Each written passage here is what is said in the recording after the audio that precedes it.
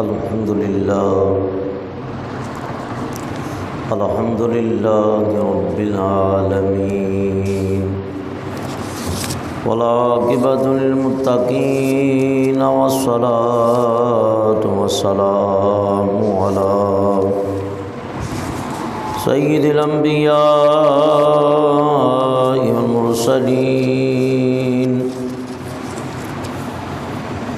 أما بعد فأعوذ بالله من الشيطان الرجيم بسم الله الرحمن الرحيم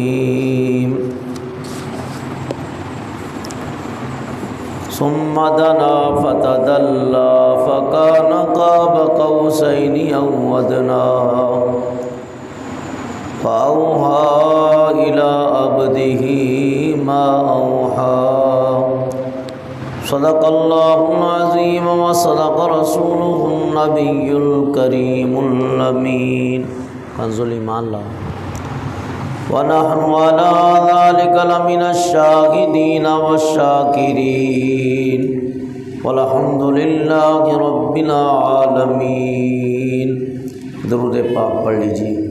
الصلاة والسلام عليك يا رسول الله وعلى آلك وصحابك يا حبيب الله الصلاة والسلام عليك يا رحمة للعالمين وعلى آلك وصحابك يا شفيع المذنبين الصلاة والسلام عليك يا نبي الله وعلى آلك وصحابك يا خير خلق الله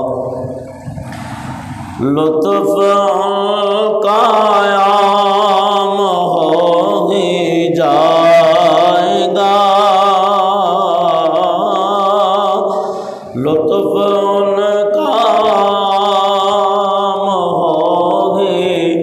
جائے گا لطف ان کا عام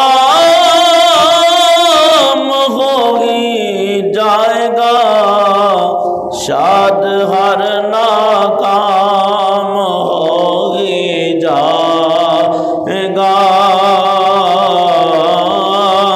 شاد ہر ناکام ہو ہی جائے گا جان دے دو وعدہ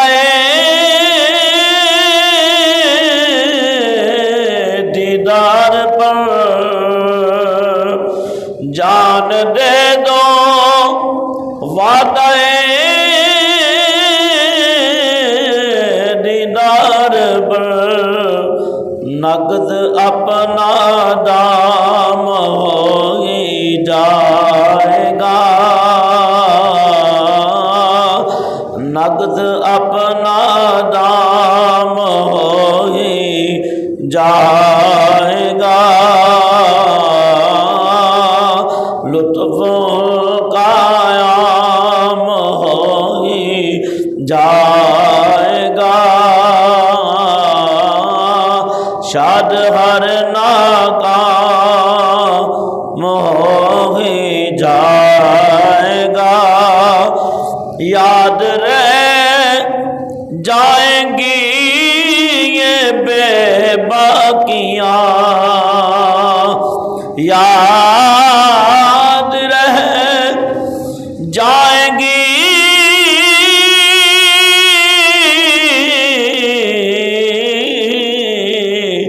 یہ باب باکیاں یاد رہ جائیں گی یہ بے باکیاں نفس تو رام ہو ہی جائے گا اور بے نشانوں کا نشان مٹتا نہیں بے نشان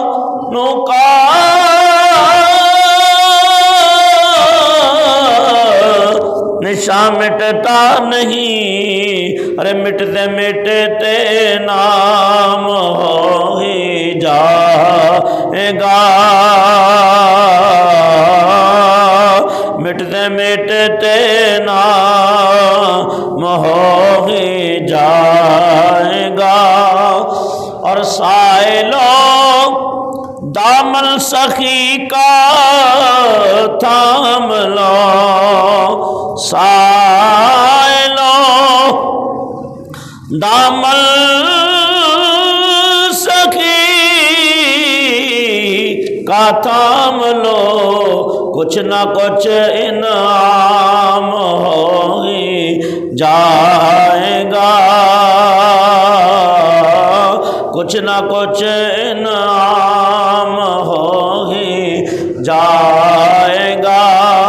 اے رضا ہر کام کا ایک وقت ہے، اے رضا میرے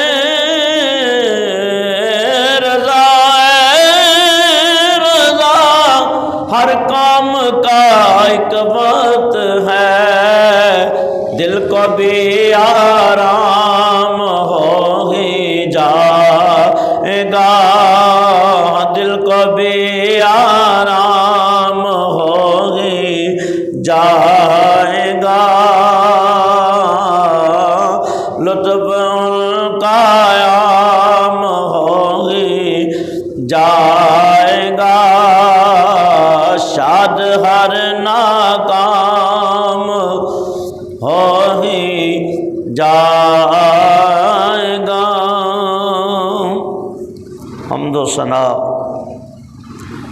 بارگاہ رسالت مآب صلی اللہ علیہ وسلم نے نذرانہ عقیدت پیش کرنے کے بعد کروڑ ہاں کروڑ شکر ہے اس پروردگار عالم کا کہ جس نے ہمیں یہ جمعۃ المبارک کی مبارک گھڑیاں اور ساعتیں اور اپنے ذکر و فکر کی توفیق عطا فرمائی، اور لاکھوں درود و سلام ہوں اس کے پیارے محبوب، بلکہ ان گنت درود و سلام ہوں جناب محمد مصطفیٰ احمد مجتبیٰ صلی اللہ علیہ وسلم کی ذات والا صفات پر، اور آپ کی آل پر، آپ کے اصحاب پر، اور آپ کے وہ تمام متبعین، اتباع کرنے والے اجمعین، اور اللہ تبارک و تعالیٰ اپنے محبوب کے اسوہ حسنہ کے مطابق ہمیں اپنی زندگیاں بسر کرنے کی توفیق عطا فرمائے۔ گزشتہ تقریباً 4 جمعۃ المبارک سے میں نے آپ حضرات کے سامنے نبی پاک علیہ الصلوۃ والسلام کے واقعہ معراج، جو کہ عظیم معجزات میں سے عظیم معجزہ ہے، بیان کیا۔ آج اس کا آخری حصہ ہے، انشاءاللہ اس کو پیش کروں گا، اور یہ جس قدر بھی واقعات بیان ہوئے اللہ تعالیٰ میرے لیے اور آپ کے لیے کامیابیوں کا اور کامرانیوں کا ذریعہ بنائے، اور ہم سب کو اللہ تعالیٰ کامل اتباع کی توفیق عطا فرمائے۔ کہ نبی پاک علیہ الصلوۃ والسلام جب پہلے آسمان پہ تشریف لے گئے تو حضرت آدم علیہ نبینا علیہ السلام سے ملاقات ہوئی، اور مختلف افعال اور عذابات کا ذکر ہوا، وہ آپ نے مشاہدہ کیے، ملاحظہ کیے، اور اس میں کچھ باتیں میں نے آپ کی خدمت میں پیش کی تھی۔ بے نمازیوں کے عذابات، شرابیوں کے عذاب، زانیوں کے عذاب، سود خوری اور جھوٹی گواہی اور تہمت لگانے والے، غیبت اور چغل خوری کرنے والے، ان کے بارے میں جو احکام شریعت تھے وہ عذابات کا ذکر کیا، اور جو وعیدیں تھیں وہ بھی بتائیں، اور اللہ کی راہ میں جو خرچ کرتے ہیں 1 کے بدلے 10 اور 10 کے بدلے 70 اور 700 گنا تک جو انعامات ہوتے ہیں وہ بیان کیے تھے۔ اور آج انشاءاللہ العزیز یہاں سے آگے کے واقعات آپ کی خدمت میں پیش کروں گا۔ نبی پاک علیہ الصلوۃ والسلام پہلے آسمان سے گزر کر جب دوسرے آسمان کی طرف تشریف لے گئے تو وہاں نبی پاک علیہ الصلوۃ والسلام فرماتے ہیں میں نے ایک فرشتے کو دیکھا جس کا نام تھا رعد فرشتہ۔ رعد فرشتہ، رعد کا معنی کڑک کے آتے۔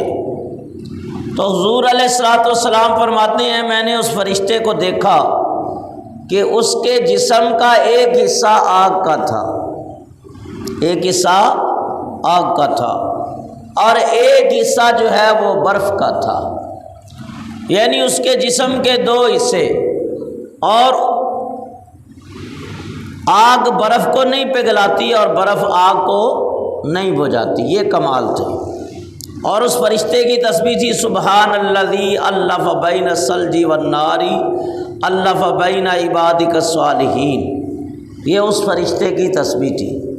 پھر نبی پاک علیہ الصلوۃ والسلام نے آپ کی خدمت میں حضرت جبرائیل امین علیہ السلام نے عرض کی یا رسول اللہ، اس فرشتے کو اللہ نے اپنے کمال قدرت سے پیدا کیا۔ یہ فرشتہ جو ہے جس کو آپ دیکھ رہے ہیں یہ بادلوں پر موکل فرشتہ ہے، جس جگہ اللہ ارادہ کرتا ہے فرشتہ بادلوں کو وہاں لے جاتا ہے۔ تو اس فرشتے کا نام ہے رعد، اور رعد کا معنی گرجنے کے، یعنی یہ فرشتہ بادلوں کو چلاتا ہے اور ان کو ہانکنے سے جو گرج پیدا ہوتی ہے، آواز پیدا ہوتی ہے، اس کو کہتے ہیں رعد۔ تو اللہ قرآن میں ذکر کرتا ہے، اللہ فرماتا ہے یسبح الرعد بحمدہ، اور رعد فرشتہ جب بادلوں کو چلاتا ہے تو وہ اللہ کی تسبیح کرتا ہے اور تعریف کرتا ہے۔ تو فرشتہ جو ہے اب اس کا ایک حصہ برف کا اور ایک حصہ آگ کا، تو بھئی یہ کیسے ہو سکتا ہے؟ تو پہلے فرشتے کی تعریف سن لو کہ فرشتے کو اللہ تعالیٰ نے کیا کمالات عطا فرمائے۔ فرمایا کہ عربی کتابوں میں لکھا ہے الملک جسم نوری یتشکل باشکال المختلفۃ لا یذکر ولا یؤنث، یعنی فرشتہ ایک نوری جسم رکھتا ہے، نوری جو مختلف شکلوں اور صورتوں میں اپنی شکل بنا سکتا ہے، وہ مذکر اور مؤنث ہوتا نہیں ہے۔ یعنی اللہ نے فرشتوں کو یہ طاقت دی ہے وہ جس صورت میں بھی چاہیں وہ آ سکتے ہیں، جا سکتے ہیں، جس صورت میں وہ صورت چاہیں متشکل ہو سکتے ہیں، وہ صورتیں اور وہ شکلیں اختیار کر سکتے ہیں۔ تو نبی پاک علیہ الصلوۃ والسلام نے فرمایا کہ یہ نوری مخلوق ہے، جو نقطہ میں بیان کرنا چاہ رہا ہوں۔ میرے بزرگوں دوستو، اللہ تعالیٰ نے آگ سے جنات کو پیدا کیا اور نور سے فرشتوں کو پیدا کیا، مٹی سے آدم علیہ السلام کو پیدا کیا، لیکن میرے اور آپ کے آقا مولا جناب محمد مصطفیٰ صلی اللہ تعالی وسلم جو کہ اللہ کی نوری مخلوق بھی ہیں اور بشری مخلوق بھی ہیں، جب حضرت عمر رضی اللہ تعالیٰ عنہ فرماتے ہیں ایک دن ہم حضور کی بارگاہ میں بیٹھے ہوئے تھے کہ ایک شخص آیا تو اس نے اپنے یہ گھٹنے حضور کے گھٹنوں کے ساتھ لگا دیے، فَأَسْنَدَ رُكْبَتَيْهِ، اس نے اپنے گھٹنے اللہ کے حبیب کے ساتھ ٹیک دیے اور بیٹھ گیا۔ لا یرا علیہ اثر السفر، حضرت عمر فرماتے ہیں وہ آنے والا شخص اطلع علینا رجل، اچانک ہمارے اوپر نمودار ہوا اور اس پر سفر کے آثار نہیں تھے۔ ولا یعرف منا، ہم میں کوئی اسے جانتا بھی نہیں تھا، اور اس نے نبی پاک علیہ الصلوۃ والسلام کی بارگاہ میں آ کے جیسے شاگرد استاد کے سامنے بیٹھتا ہے ایسے بیٹھا اور اس نے سوالات کیے کہ مجھے یہ مسئلہ بھی بتائیں، یہ مسئلہ بھی بتائیں، اور اخبرنی عن الایمان متی الساعہ، ایمان کیا ہے، قیامت کب آئے گی، اس طرح کے سوالات اس نے کیے، حضور علیہ الصلوۃ والسلام نے جوابات دے دیے۔ اس کے بعد وہ چلا گیا۔ حضور نے فرمایا یا عمر این تدری، اے عمر جانتے ہو یہ آنے والا کون ہے جس کو تم نے دیکھا ہے؟ تو حضرت عمر رضی اللہ تعالیٰ نے عرض کی اللہ و رسولہ عالم، اللہ اور اس کے رسول زیادہ بہتر جانتے ہیں۔ فرمایا جبرائیل آتاکم دینکم، یہ آنے والے جبرائیل امین تھے جو تمہیں تمہارا دین سکھانے، دین کی باتیں بتانے کے لیے آئے تھے۔ تو جبریل نوری فرشتہ ہے، کیا ہے؟ نوری فرشتہ ہے، لیکن اب صحابہ کے سامنے ظاہر ہو گیا تو پتہ چلا صحابہ بھی بڑی شان والے ہیں جن کے سامنے حضرت جبریل لباس بشری میں آ جاتے ہیں۔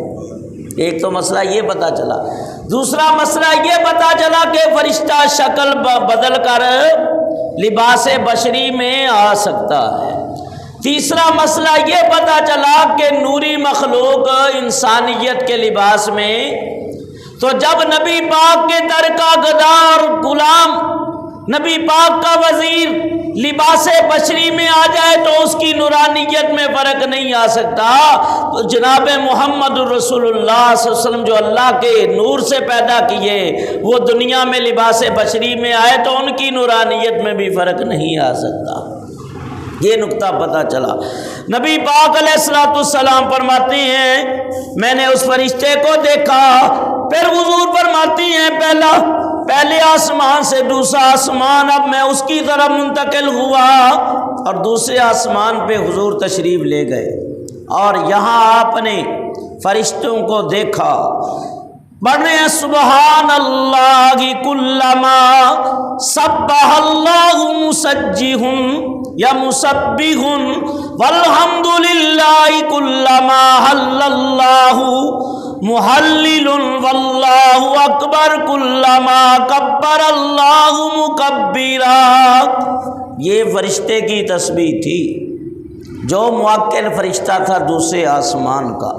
پھر میرے آقا فرماتے ہیں میں نے فرشتوں کو صف و صف دیکھا، جیسے صفیں بناتے ہیں نا آپ تو ٹیڑھی میڑھی بناتے ہیں، سیدھی نہیں بناتے، اور بنایا بھی کرو تو یہ صف جو بنتی ہے نا امام کے پیچھے سے بنتی ہے، کوئی ادھر کونے پہ کھڑا ہوتا ہے کوئی ادھر کھڑا ہوتا ہے، تو نہیں، بلکہ بیچ سے صف بنایا کریں اور صفوں کو مکمل کیا کریں، چاہے وہ حالت جنگ ہو چاہے وہ حالت نماز ہو۔ اللہ کے محبوب فرماتے ہیں صف بندی کا خیال کرو۔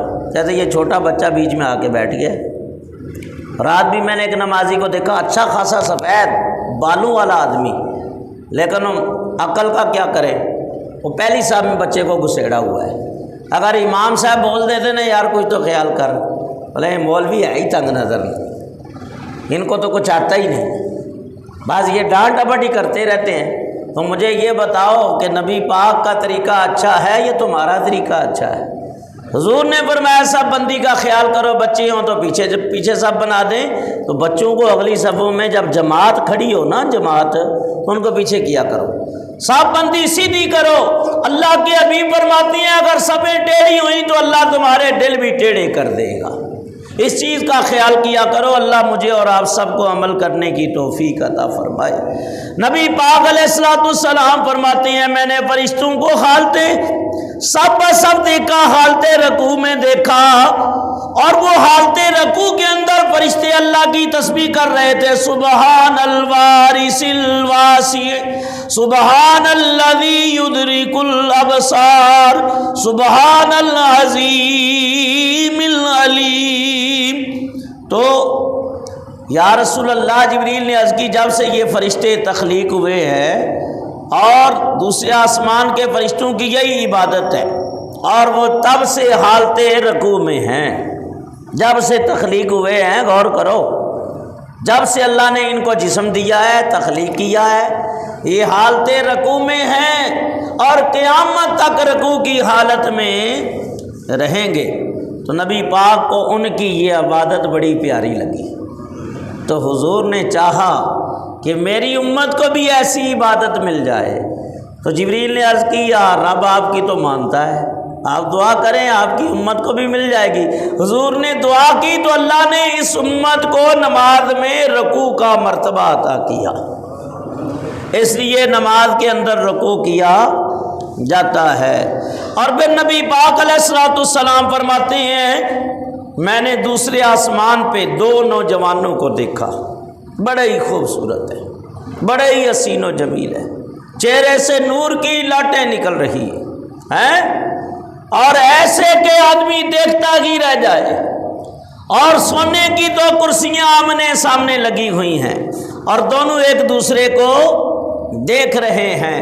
جبرائیل امین علیہ السلام نے عرض کی یا رسول اللہ، یا حبیب اللہ، یہ دو نوجوان جو کرسی کے اوپر، سونے کی کرسیوں کے اوپر بیٹھے ہوئے آمنے سامنے اور گفتگو کر رہے ہیں، یہ دونوں ہی اللہ کے نبی ہیں۔ ایک حضرت عیسیٰ علیہ السلام ہے اور ایک حضرت یحییٰ علیہ السلام ہے۔ سبحان اللہ، عیسیٰ علیہ السلام اور یحییٰ علیہ السلام یہ آپس میں خالہ زاد بھائی ہیں۔ اور پھر نبی پاک علیہ الصلوۃ والسلام فرماتے ہیں میں نے ان سے بھی ملاقات کی اور باتیں ہوئی، اور پھر میں تیسرے آسمان کی طرف چلا۔ لو میاں، تیسرے آسمان پہ جب حضور پہنچے تو وہاں کے فرشتوں کو حضور نے سجدے کے اندر پایا، وہ سجدے میں ہیں، جب سے تخلیق ہوئے ہیں وہ حالت سجدہ ہے، اور تسبیح پڑھ رہے ہیں سبحان الخالق العلیم سبحان الذی لا مقر ولا ملجا الا الیہ سبحان العلی الاعلی۔ یہ ان فرشتوں کی تسبیح ہے۔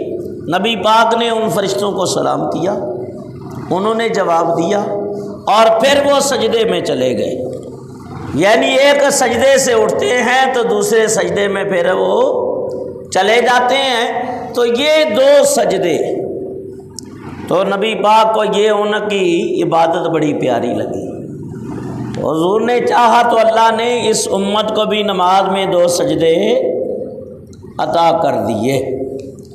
یا ایک وجہ دو سجدوں کی یہ ہے، ایک جو ہم نے بڑی تفسیروں میں پڑھا ہے وہ بھی بتا دیتا ہوں تاکہ بات بالکل اتھینٹک ہو جائے، واضح ہو جائے کہ اللہ نے جب حکم دیا کہ اے فرشتوں سجدہ کرو، کس کو؟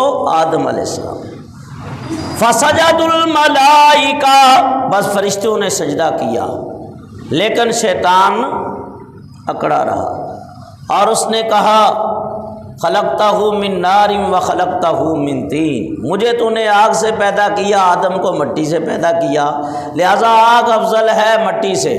تو اس نے اپنی عقل کے گھوڑے دوڑائے تو راندہ درگاہ الہی ہوا۔ اللہ نے فرمایا فخرج فإنک رجیم وإن علیک لعنتی الی یوم الدین، نکل جا میری بارگاہ سے مردود ہو گیا اور قیامت تک تو لعنتی قرار پایا۔ تو فرشتوں نے ایک سجدہ کر کے جو اٹھے نا تو شیطان کو اکڑا ہوا پایا، وہ پھر اللہ کے خوف سے دوسرے سجدے میں چلے گئے۔ تو جبریل نے سب سے پہلے سجدہ کیا تھا، اس لیے فرشتوں کے امام خطیب بنے حضرت جبرائیل امین علیہ السلام، اور دیگر نے بھی آپ کی اتباع کی، اس لیے نماز میں دو سجدے ہیں۔ سمجھ آ گئی بات کی؟ وہ روایت بھی میں نے آپ کے سامنے کر دی، یہ روایت بھی۔ اب تیسری بات سنو، وہاں نبی پاک علیہ الصلوۃ والسلام نے حضرت یوسف علیہ السلام کو دیکھا۔ کس کو دیکھا؟ یوسف علیہ السلام کو، بڑے خوبصورت ہے بہت ہی۔ ما بعث اللہ نبیا الا حسن الوجہ حسن الصوت وکان نبیکم احسنہم وجہا واحسنہم صوتا۔ اللہ نے کسی نبی کو مبعوث نہیں کیا مگر وہ خوبصورت ہو اور خوش آواز ہوتا ہے، اور تمہارے نبی ان سب نبیوں سے زیادہ خوبصورت اور زیادہ خوش آواز ہیں۔ یعنی یوسف علیہ السلام کو دیکھا کہ یہ بھی بڑے حسین و جمیل ہے۔ وہ عورتوں نے ہاتھ کاٹے تھے، ما ھذا الا بشرا، کہا یہ تو کوئی بشر نہیں اور معلوم ہوتا مگر کوئی مقرب فرشتہ معلوم ہوتا ہے۔ تو وہ یوں نبی پاک علیہ السلام سے ہم کلام ہوئے اور ملاقات ہوئی۔ پھر حضور فرماتی ہیں میں چوتھے آسمان پہ چڑھا، واقعہ طویل ہے، چھوٹی چھوٹی باتیں نقطے بیان کر رہا ہوں۔ چوتھے آسمان پہ میں چڑھا تو وہاں میں نے، نبی پاک فرماتے ہیں کہ دیکھا لکھا تھا لا الہ الا اللہ محمد الرسول اللہ صلی اللہ علیہ وسلم، اور وہاں بھی فرشتوں کی تسبیح سنی، دو زانوں بیٹھے ہوئے ہیں فرشتے اور عبادت میں لگے ہیں۔ کیا پڑھ رہے ہیں، کیا تسبیح ہے ان کی؟ سبحان الرؤوف الرحیم، سبحان النور المبین، سبحان الذی لا یخفی علیہ شیء، سبحان رب العالمین۔ یہ ان کی تسبیح ہے۔ اور چوتھے آسمان پہ حضور کی ملاقات جس نبی سے ہوئی انہیں کہتے ہیں حضرت ادریس علیہ السلام۔ یہ بھی بڑی شان والے پیغمبر ہیں، اور اللہ فرماتا ہے وَرَفَعْنَاهُ مَكَانًا عَلِيًّا، ہم نے انہیں بہت بلند مقام پہ اٹھا لیا۔ یعنی یہ موت اور حیات کے دونوں معاملات سے گزرے، جہنم سے بھی گزرے، جنت سے بھی گزرے، کہ یا اللہ میں چاہتا ہوں مجھے دکھا دے کہ موت کیسی ہوتی ہے، اس کے بعد مجھے زندہ کر دو۔ ان کی روح کو قبض کیا گیا اور پھر لوٹا دیا گیا۔ یا اللہ تو نے دوزخ کو پیدا کیا، میں چاہتا ہوں دوزخ سے بھی گزروں، دیکھوں، وہ بھی دیکھ لی۔ اور پھر جنت میں گئے اور جنت میں جا کے رہائش پذیر ہو گئے۔ دروغہ جنت نے کہا حضرت آپ نے جنت کی سیر کر لی، آپ بیر تشریف لے آئے۔ کہا دیکھو اللہ کا حکم ہے کہ ہم تمہیں موت دیں گے، میں موت سے بھی گزر گیا، اور ہم تمہیں دوزخ کا مشاہدہ کرائیں گے، وہ بھی میں نے دیکھ لیا، اور جنت میں داخل کر کے اب ہم کبھی بھی تمہیں وہاں سے نکالیں گے نہیں، تو میں ساری وادیوں سے گزر گیا، مجھے کیوں نکالتے ہو؟ کہا حضرت جب تک اللہ کے حبیب علیہ الصلوۃ والسلام آخری نبی نہیں آ جاتے کوئی جنت میں رہ سکتا نہیں۔ تو آپ بھی بڑے حاضر دماغ تھے، نبی تھے، علم والے تھے۔ کہا تم کیوں رہ رہے ہو؟ کہا ہم تو ان کے غلام بن کے رہ رہے ہیں۔ کیا یہ فرشتے جنت کی حوریں کیوں رہ رہی ہیں؟ کہا یہ ان کی کنیزیں بن کے رہ رہی ہیں اور ان کے غلام، تو انہوں نے کہا میں بھی ان کا خادم بن کے انتظار کروں گا۔ یوں فرشتے سے اللہ نے فرمایا چھوڑ دو میرے نبی کو، ہیں ان سے مقابلہ کوئی کر سکتا نہیں ہے۔ تو جو بچے 10 پارے پڑھ کے حافظ بنتے ہیں فوت ہو جاتے ہیں، 20 کرتے ہیں، 15 کرتے ہیں، ان کا قرآن مکمل جنت میں حضرت ادریس علیہ السلام کراتے ہیں۔ ہاں یہ نیا نکتہ ہے، شاید آپ نے پہلے نہ سنا ہو۔ تو حضرت ادریس علیہ السلام ان کا قرآن پاک مکمل کرواتے ہیں۔ تو حضرت ادریس علیہ السلام سے نبی پاک کی ملاقات ہوئی۔ پھر حضور فرماتی ہیں میں نے سورج کے طبقات دیکھے اور یہاں تک کہ اب 5واں آسمان آ گیا۔ سبحان اللہ، تھوڑا پانی دو یار۔ تو وہاں حضور فرماتی ہیں کہ میں نے وہاں 5ویں آسمان پہ فرشتوں کو دیکھا جن کے اوپر اللہ کا خوف طاری ہے اور بڑے ہی خشوع اور خضوع کے ساتھ لگے ہوئے ہیں۔ ایسا نہیں ہماری طرح ادھر نماز میں ہو ادھر بھی دیکھ رہا ہو، ہیں تھوڑا اوپر بھی دیکھ رہا ہو، بڑے خشوع اور خضوع اور توجہ کے ساتھ وہ اللہ کی عبادت میں دیکھتا ہوں نمازیوں کو، ہاں کانڈنڈی مارتے ہیں، ادھر نماز میں کھڑے ہوتے ہیں ادھر بھی دیکھ رہے ہوتے ہیں، ادھر بھی نظریں جا رہی ہوتی ہیں۔ تو میاں جب عبادت میں کھڑے ہو تو بڑی توجہ اور انہماک کے ساتھ اللہ کی عبادت میں لگے رہا کرو اور بڑے خشوع اور خضوع کے ساتھ نمازیں پڑھا کرو، کیونکہ خشوع خضوع سے اللہ تعالیٰ کی قرب کی دولت نصیب ہوتی اور دل میں نور خدا نور الہی داخل ہوتا ہے۔ نبی پاک فرماتی ہیں میں نے دیکھا خشوع خضوع کے ساتھ کھڑے ہیں اور بلند آواز سے تسبیح پڑھ رہے ہیں، سبحان القاضی الاکبر و سبحان العدل الذی لا یجوز۔ اللہ کے حبیب علیہ السلام فرماتے ہیں کہ جبریل علیہ السلام نے عرض کی یا رسول اللہ اگر آپ یہی عبادت چاہتے ہیں تو اپنی امت کے لیے دعا کیجئے آپ کی امت کو بھی یہ عبادت یہ دولت نصیب ہو جائے گی۔ تب آپ نے دعا کی تو اللہ نے آپ کی امت کے لیے نماز میں خشوع خضوع کا حکم نازل کر دیا۔ وہ حکم کون سا ہے؟ 18واں پارہ ہے اور پہلا رکوع ہے۔ سنو، قد افلح المؤمنون الذین هم فی صلاتهم خاشعون، وہ ایمان والے عذاب سے نجات اور فلاح پا گئے جو اپنی نمازوں میں خشوع اور خضوع اور نیاز سے عبادت کرتے، یعنی انہیں پتہ ہی نہیں ہوتا۔ اس کی ایک مثال دیتا ہوں، وقت ہو رہا ہے۔ خشوع اور خضوع کے ساتھ عبادت کرتے ہیں اور انہیں پھر کسی اور کی طرف توجہ ان کی نہیں ہوتی ہے۔ ایک جنگ میں حضرت علی کرم اللہ وجہ الکریم کو تیر لگ گیا اور لگا بھی پنڈلی میں ہے، تو اور لوگ نکالنے لگے عقیدت مند مرید، تو آپ کو تکلیف ہوتی تھی، بڑا درد ہوتا تھا۔ تو آپ کسی نے مشورہ دیا کہ حضرت جب نماز میں ہوتے ہیں تو پھر انہیں دنیا و معافیہ کی خبر نہیں ہوتی، ایسی نمازیں کہاں نصیب ہوں۔ یہ انہی کا ہی خاصہ تھا۔ تو نماز عصر میں آپ جب نماز پڑھ رہے تھے تو تیر نکال لیا گیا، نماز کے بعد مصلی پہ دیکھا تو خون ہی خون ہے۔ آپ نے فرمایا یہ کیسا خون ہے؟ کہا حضور آپ کا تیر نکال لیا گیا۔ کہا رب کعبہ کی قسم ہے، علی کو خبر نہیں تھی کہ تیر نکل رہا ہے، میں اللہ کی ایسی عبادت میں تھا۔ اور ادھر کیا ہوا؟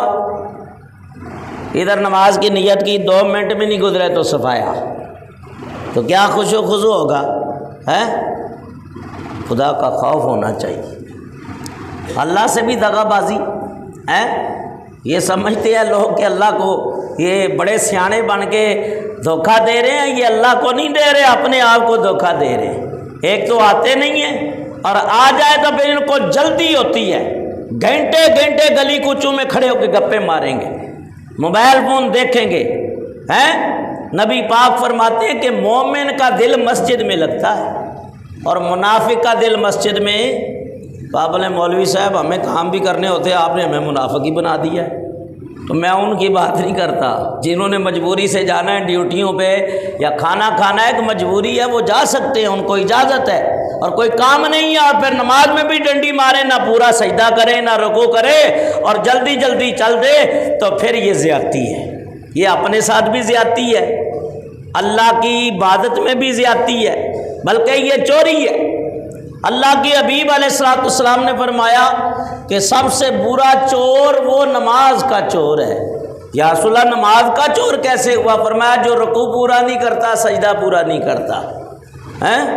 تو کم سے کم آدمی دل جمی کے ساتھ رکوع کرے، سجدہ کرے، تاکہ اپنے دماغ کو بھی قرار آئے۔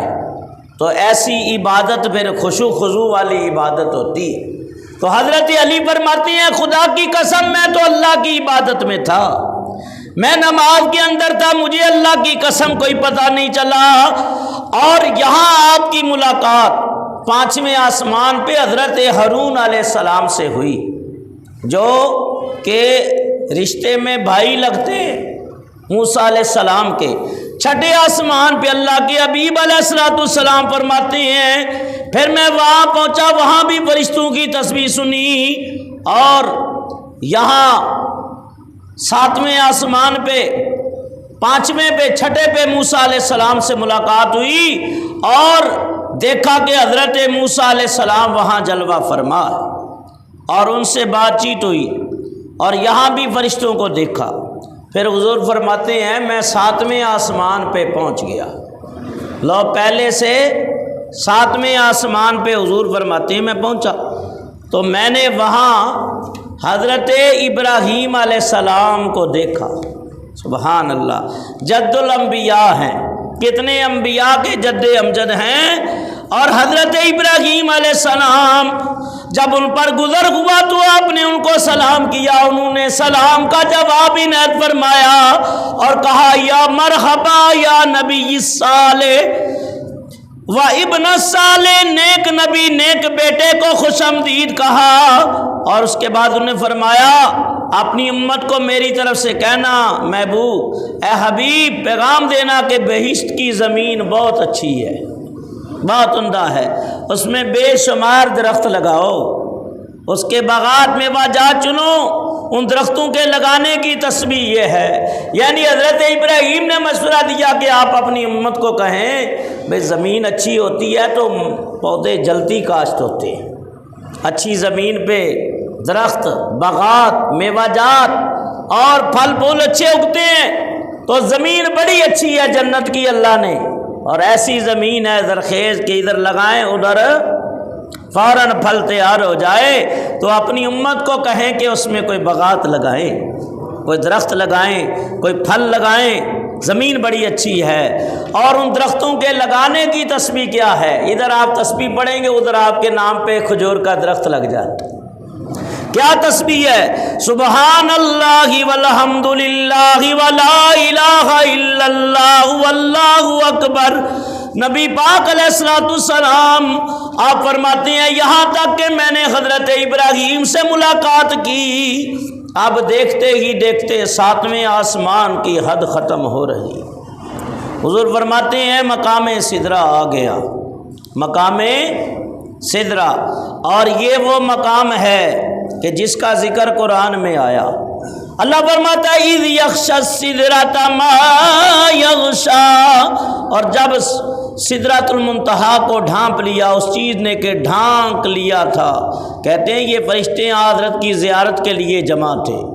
یعنی سدرہ وقت اتنا نہیں، لیکن یہ بتا دو تھوڑی سی کیفیت، ایک بیری کی شکل کا درخت ہے سدرہ، اور اس کا تنا سونے کا، ڈالیاں موتی اور یاقوت اور زمرجد کی ہے، اس کے پتے ہاتھی کے کان جیسے ہیں، اس کے پھل ہجر کے مٹکے کی طرح ہیں، اس کی ڈالی سے جڑ تک 50,000 برس کی مسافت ہے، اس پر پروانوں کی طرح فرشتے ہیں کہ گنتی ہی نہیں ہو سکتی، اس قدر فرشتے ہیں۔ نبی پاک علیہ السلام مقام سدرہ کے قریب ہے، عند سدرۃ المنتہی عندہا جنت المأوی، فرمایا جب وہ سدرہ کے قریب تھے، اور سدرہ کے قریب جنت المأوی ہے۔ یہاں بڑے نظارے ہوئے لیکن وقت اتنا نہیں میں ان گہرائیوں میں اتروں۔ حضور یہاں مقام سدرہ پہ سے جب آگے جانے لگے حضور علیہ السلام، اب سنو یہاں جو معاملات ہیں اس کی طرف توجہ کرو اور ایمان تعالیٰ کرو کہ کیا راز کھلتے ہیں اور کیا ایجابات ہیں۔ نبی پاک علیہ السلام فرماتے ہیں جب مقام سدرہ آ گیا تو جبریل علیہ السلام نے یہاں ہاتھ باندھ لیے، یہ باندھ کے نا سر جھکایا ہوا ہے۔ حضور نے فرمایا جبریل کیا بات ہے، چلو آگے چلتے ہیں۔ یا رسول اللہ اب آگے نہیں جا سکتا۔ کہا یہ کیسی بات ہے، تو میرا وزیر ہے، جبریل بھی وزیر، میکائیل بھی حضور کے وزیر۔ یہ مشکوٰۃ شریف کی حدیث ہے اور دیگر حدیث کتب میں ہے۔ وہ وزیروں کا کام ہے تو بادشاہ جو حکم دے آرڈر دے اس پہ چلیں، تو در مصطفیٰ کا دربان ہے اور تو یہاں حد باندھ کے یا رسول اللہ بس یہ میری حد ہے، اب آگے جا سکتا نہیں۔ لو دنوت انملۃ لاحترقت بالنور، یا رسول اللہ یہ آخری مقام ہے جبرائیل امین علیہ السلام کا، اگر چیونٹی کے برابر بھی، انملۃ، نملۃ عربی کے اندر چیونٹی کو کہتے ہیں، انملۃ، لو دنوت، اگر میں قریب ہوا اس سے بڑا۔ اور اللہ کے انوار و تجلیات اتنے ہیں کہ میری نورانیت ان تجلیات الہی کے برابر نہیں ہو سکتی۔ اور یہاں حضرت شیخ سعدی رحمۃ اللہ علیہ فارسی کے اندر ہم کلام ہوتے ہیں، وہ کہتے ہیں اگر یکسر بوئے مرتر پرم، اگر یکسر موئے برتر پرم، فروغ تجلا بسوزد پرم، اس مقام کی منظر کشی کی کہ اگر سر کے بال کے برابر، یہ بال کے برابر بھی آگے بڑھ جاؤں تو جل کے راکھ ہو جاؤں گا۔ تو دو باتیں حضور علیہ السلام نے، میرے بزرگوں اور دوستوں، نبی پاک نے فرمایا جبریل یہ تو بتا تیری حقیقت کیا ہے، تو کس چیز سے تخلیق ہوا اپنی حقیقت واضح کر۔ عرض کی یا رسول اللہ میں اللہ کی نوری مخلوق ہوں اور میرا نور تمام فرشتوں سے زیادہ ہے کہ میں سردار ہوں۔ ظاہر ہے سردار کا مرتبہ مقام پھر اس کے معاملات بھی ہوتے ہیں، تو یہ جو فرشتوں کا سردار ہو تو پھر اس کا اپنا 600 پروں کا مالک ہے، توریت زبور انجیل قرآن کا حافظ ہے، ہر نبی رسول کا صحابی ہے، بیت المعمور کا امام بھی ہے، پھر خطیب بھی ہے، پھر فرشتوں کا سردار بھی ہے، پھر نورانیت میں بھی زیادہ ہے، علم میں بھی زیادہ ہے۔ فرمایا پھر کیوں نہیں جاتا؟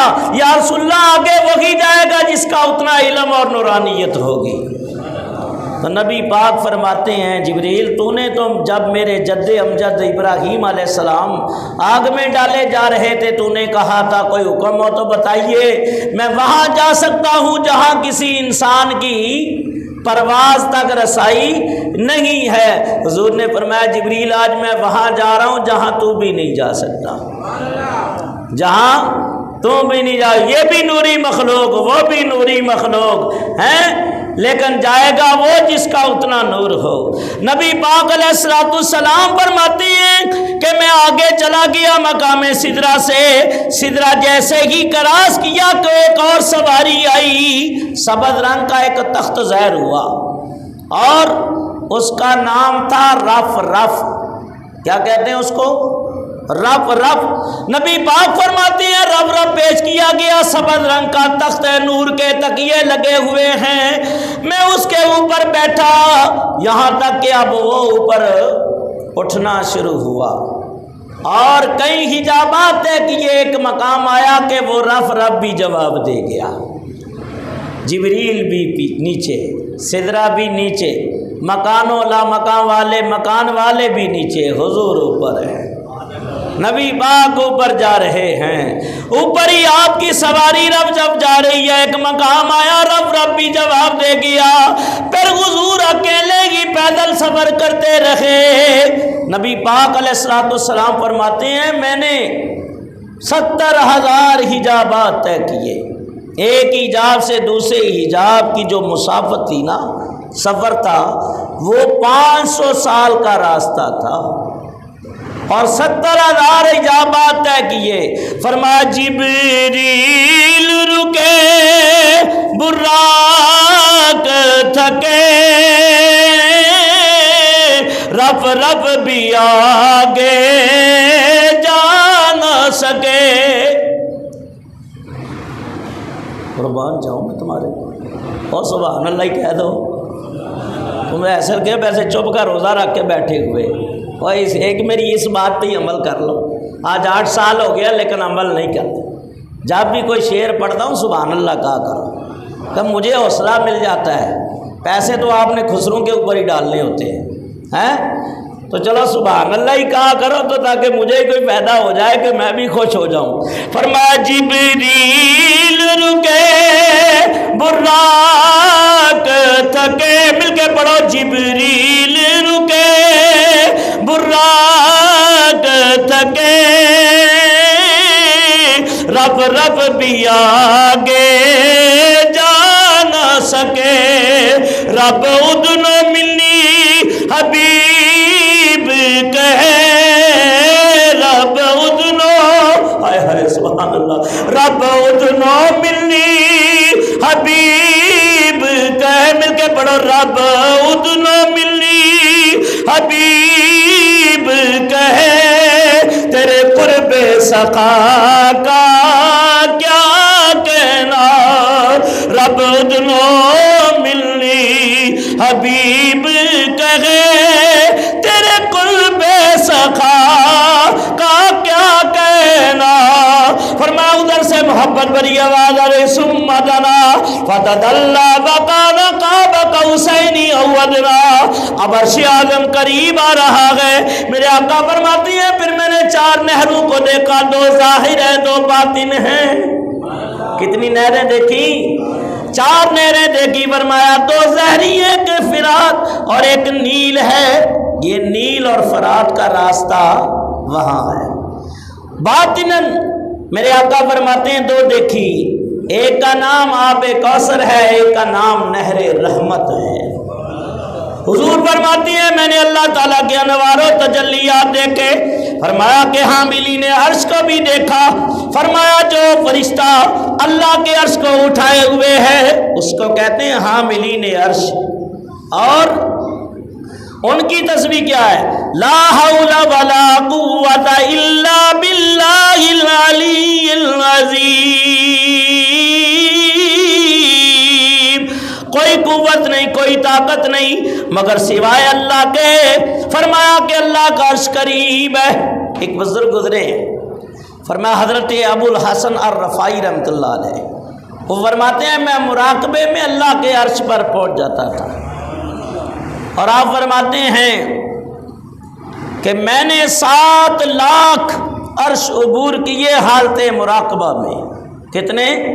7 लाख। ये हकीकत है, ये सूफिया है, औलिया हैं, बुज़ुर्ग हैं, उनकी हकीकतों तक भी हर कोई पहुंच सकता नहीं है, क्योंकि ख़ासों की बात ख़ास ही जानता है। आम खोपड़ियों में वो बात कहाँ पड़ती है? ये अहले मार्फत, अहले तसव्वुफ, अहले हकीकत ही इन हकीकतों को, इसलिए वो बात नहीं करनी चाहिए कि जो खोपड़ी से मावरा हो। खासा दी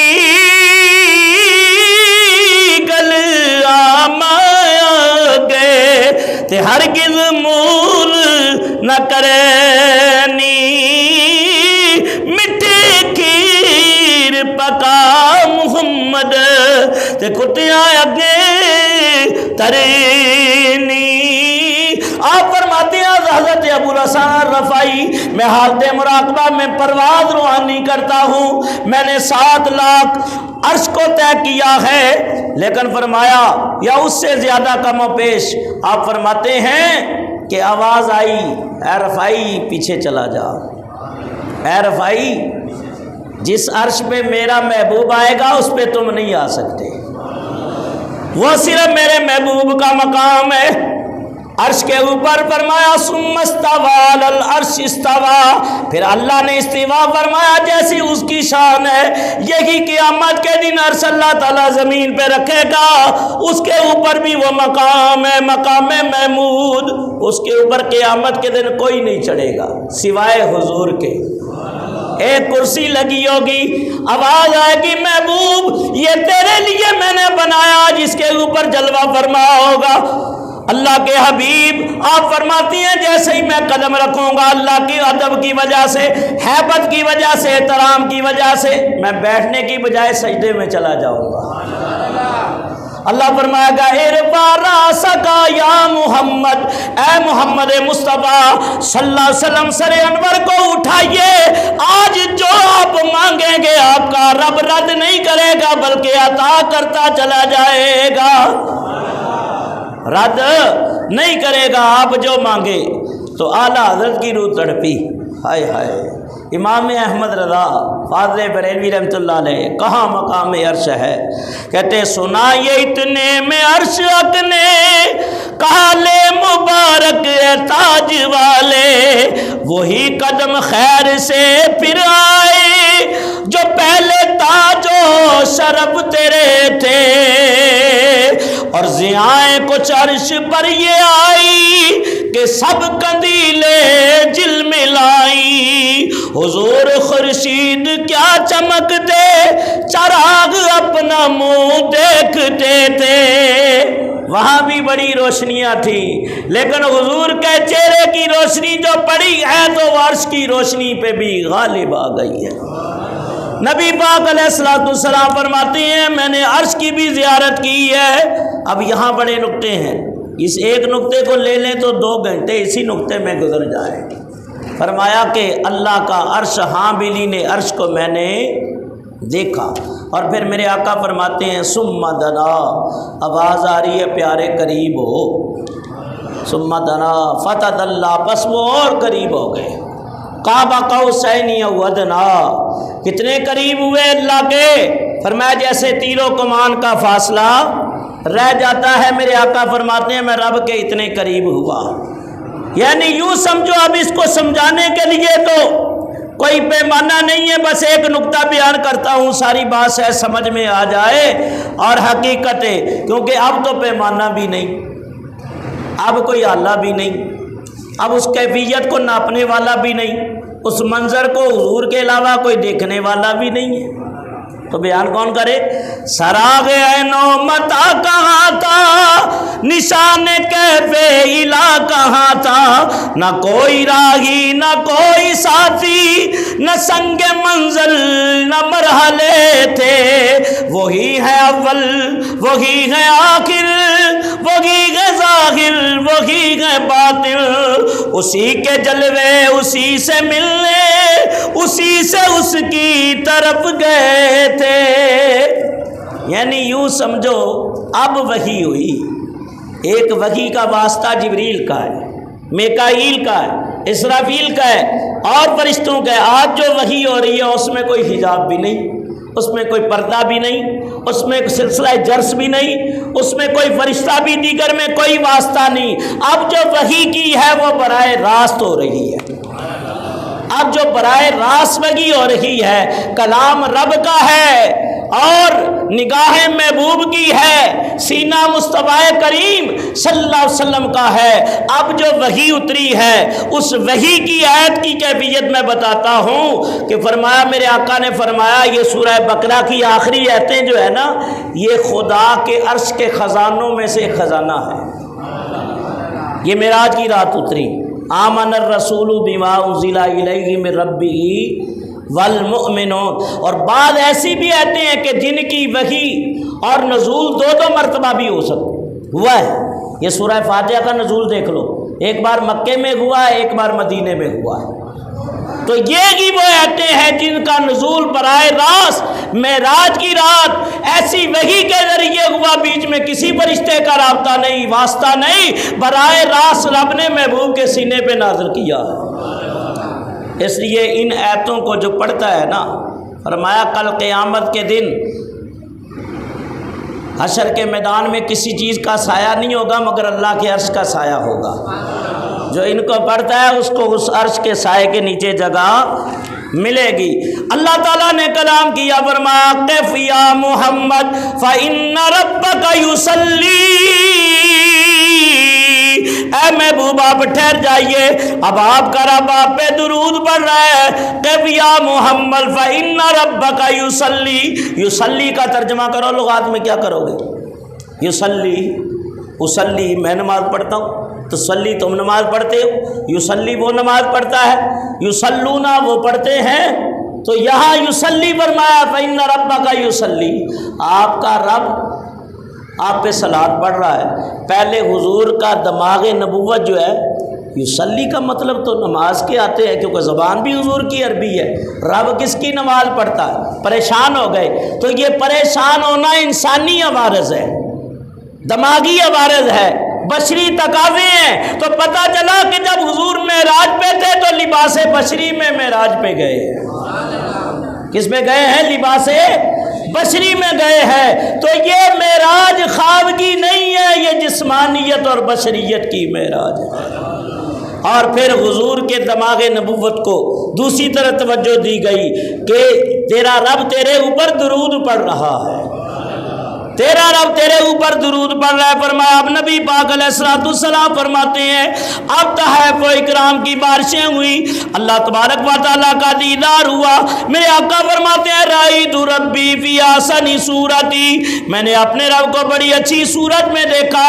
پھر میرے آقا علیہ الصلوۃ والسلام فرماتے ہیں محبوب جاؤ، میں نے تیری امت کو 50 نمازیں اور 6 مہینے کے روزے عنایت فرما دیے۔ حضور علیہ الصلوۃ والسلام فرماتے ہیں میں نے لے لیے اور واپس اپنے رب کی طرف سے لوٹا، اجازت لی اور 90,000 کلمات عطا کیے۔ کتنے؟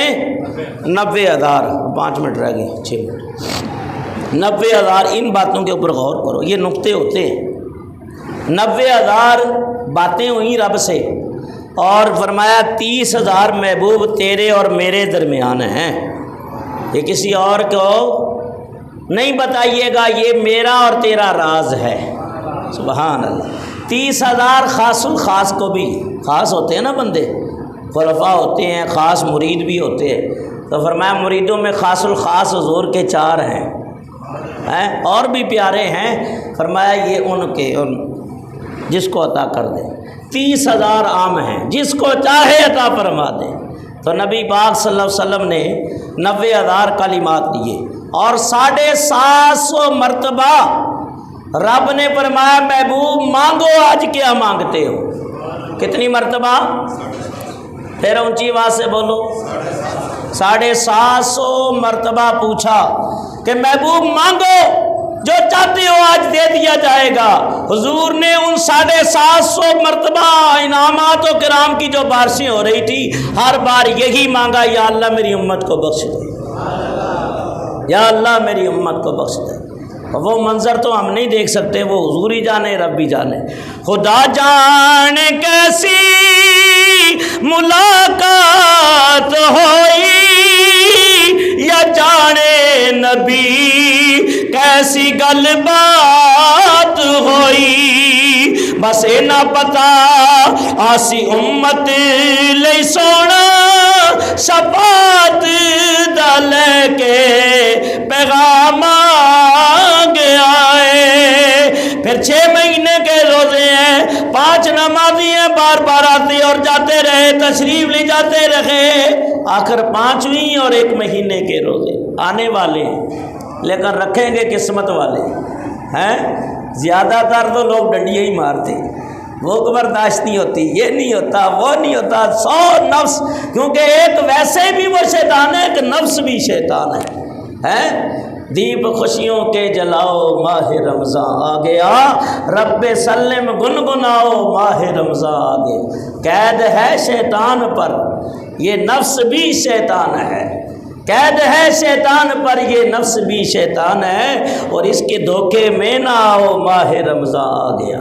جنہوں نے رکھنے ہیں کتنی گرمی ہو کچھ بھی ہو، 60 سال کا بزرگ ہے حضرت ابو ہریرہ، حضرت ابو ہریرہ خدر کے کپڑے پہنتے تھے حضرت، آخری دنوں میں بڑا مال کی فراوانی ہو گئی تھی، لیکن سارا دن روزے میں رہتے، رات نفل پڑھتے۔ کہا میرے نبی نے مجھے وصیت کی ابو ہریرہ رب کی یاد کو نہ چھوڑنا اور روزہ نہیں چھوڑنا، یہ نفس کے اوپر وار ہے سخت، اور اس کو سزا دیتے رہنا یہاں تک کہ مجھ سے ملاقات کرنا۔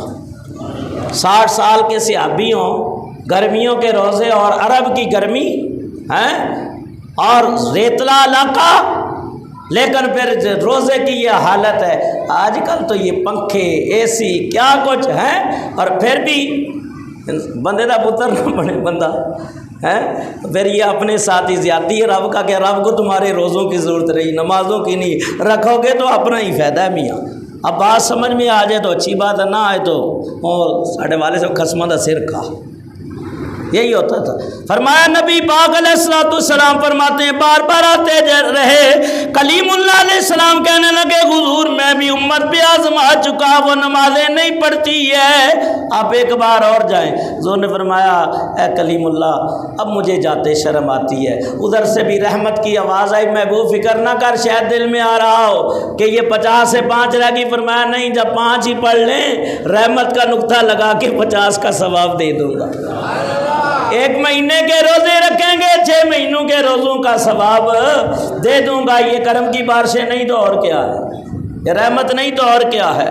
یہاں تک کہ حضور فرماتے ہیں پھر ایک نقطہ یہ سن لو، پھر بات ختم کرتے ہیں، باختتام ہے۔ حضور فرماتے ہیں حضرت محبوب الہی نظام الدین اولیاء اپنے مریدوں میں بیٹھے ہوئے تھے، مرشد کامل کا ذکر چل نکلا، بابا فرید گنج شکر رحمۃ اللہ علیہ کا ہیں، حشر بہشت میں بھی یہ مسئلہ موجود ہے، اور یہ کتاب ہے یہ بھی درۃ الطاف فی مسئلۃ المعراج، اس میں بھی یہ مسئلہ موجود ہے۔ ایک اور بڑا اچھا نقطہ تھا، 4 سوالوں کے اوپر وہ رہ گیا، پھر انشاءاللہ کبھی بیان کروں گا۔ تو ذکر چاہا میرے شیخ الاسلام والمسلمین حضرت فرید الدین گنج شکر نے فرمایا کہ معراج کی رات حضور کو اللہ نے خرقہ معراجیہ عطا کیا، بابا فرید نے اس کا نام ہی رکھا خرقہ معراجیہ۔ تو وہ ایک جبہ تھا، لباس تھا، اللہ تعالیٰ نے عطا کیا، اور فرمایا محبوب یہ لے جاؤ، اور جو آپ کو تسلی بخش جواب دے گا یہ اسی کو دے دینا۔